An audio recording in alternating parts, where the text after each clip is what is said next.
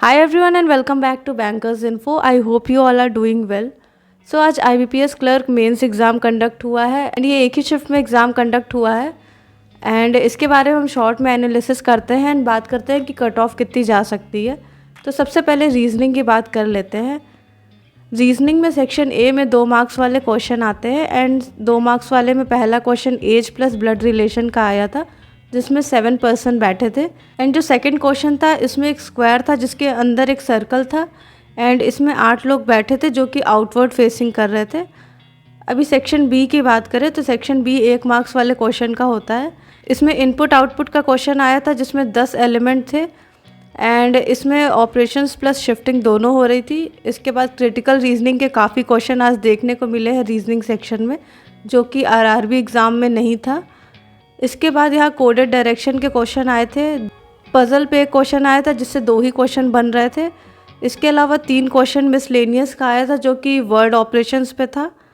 फिर designation based आया था एक पज़ल जो कि 8 पर्सन प्लस स्पोर्ट्स वेरिएबल वाला था। इसके अलावा बॉक्स बेस्ड कोडिंग आया था A to M and data sufficiency का क्वेश्चन था। कुछ बाकी मिसलेनियस क्वेश्चंस थे।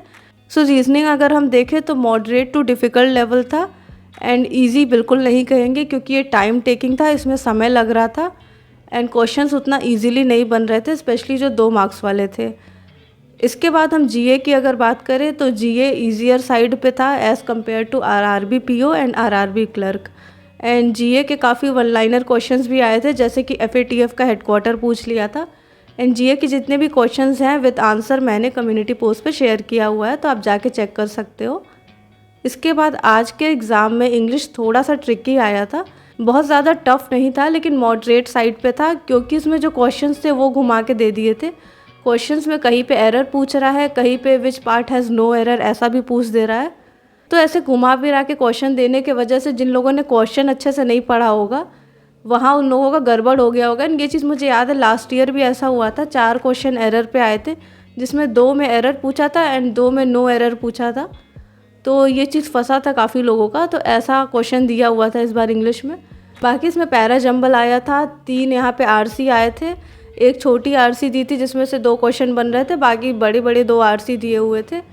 एरर डिटेक्शन वाले क्वेश्चन थे एंड कुछ मिसलेनियस क्वेश्चंस थे। अब लास्टली हम कॉन्ट्स की बात कर लेते हैं। कॉन्ट्स आज के एग्ज़ाम में ईजी आया था क्योंकि यहाँ ऑन एन एवरेज 25 अटैम्प्ट्स लोगों के हुए हैं। सो अगर लास्ट ईयर से कंपेयर किया जाए तो लास्ट ईयर में कॉन्ट्स एंड रीजनिंग दोनों मॉडरेट था एंड जीए भी मॉडरेट आया था, इंग्लिश इजी साइड पे था। इस साल रीजनिंग मॉडरेट साइड पे रहा है, इंग्लिश भी थोड़ा सा मॉडरेट साइड पे रहा है लेकिन जीए एंड कॉन्ट्स ईजियर साइड पे रहा है।